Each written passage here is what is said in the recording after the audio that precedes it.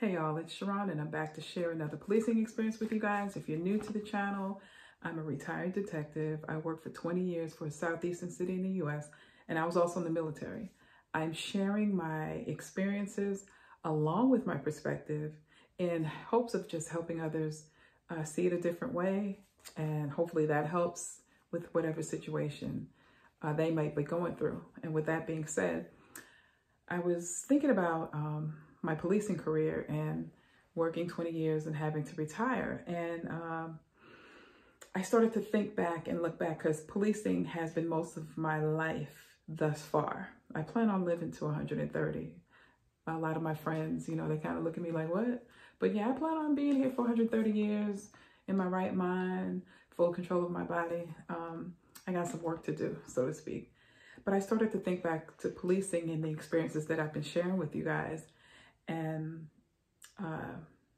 the Holy Spirit said to me, I was praying or asking God to just show me some things, and unbelief. And I was surprised that what he said was unbelief. For the folks that know me, I'm going to apologize right now. I didn't realize it until 3-4 days ago. And I said to God, what's wrong with wanting to know how you're going to do things?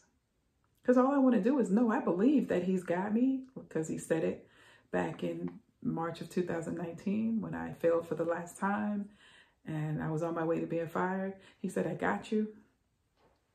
And I said, what's wrong with wanting to know? Because I believed him. He said he got me. He's had me. It's going on 3 years now since I've left the job.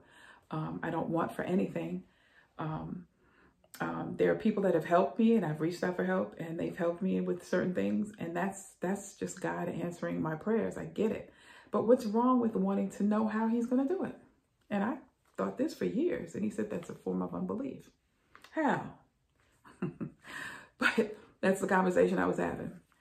And he said, because you want to know, and you sit there and you imagine, and then you start to play out, and then you start to work in your mind, well, you could do it this way, you could do it that way. He said, you're pushing me out the way.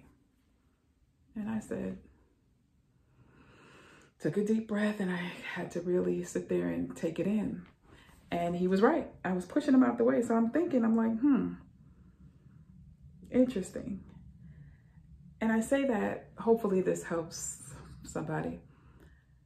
For me, this is where I'm apologizing to you guys. It's a form of control, because I'm trying to control what and how things happen now that I think about it.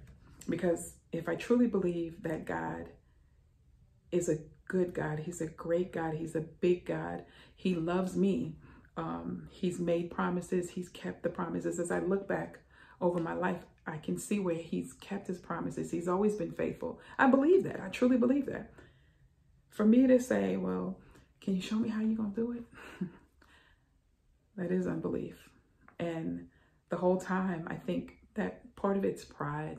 I talked about that in other videos, and how shyness is a pride, because that excessive self-judgment, that excessive self-evaluation. And for me to sit there and say during prayer, God, I believe that you said that I am blessed going in and blessed going out. Father in heaven, I believe that no weapon formed against me shall prosper. I say it and I believe it. And then I say, well, something happens. Let's say I get a bill that I don't have enough money for. Okay, God, how are you going to do it? Now that I think about it, wow. But it took the Holy Spirit, and it took this time, this day.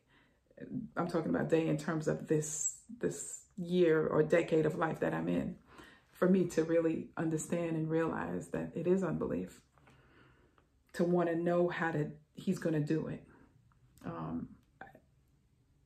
First of all, his thinking is not my thinking. We know that through the words that are spoken in the Bible. And for me to say, just show me a little bit. In actuality, you know what? I really don't want to know, because when you think about it, if he shows you the things that are going to happen, How many of us would be like, okay, I'm going to go left right about now because I don't even want to deal with it. No, I know I've done it. I don't want to do it. And so I just want to share that little bit with you guys. Unbelief is wanting to know how God is going to do it. If you truly trust him, trust him. Because it made me think back to Adam and Eve, that story, and how they walked in the garden with him. And they never turned around and said, God, where do animals come from?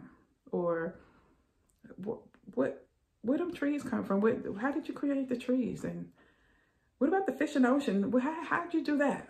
You never hear that part of the story because they trusted him. And that made me think.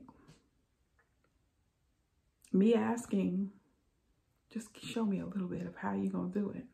Is me trying to work in my own self-strength, if you will.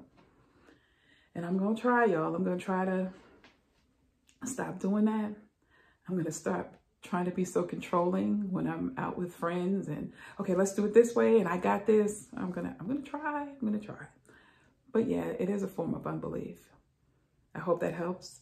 I'm creating another puzzle book. I'll put the link for the autumn puzzle word search book in the description. I'm working on another one. I'm almost finished with writing my book, and I'll put that out in a little while.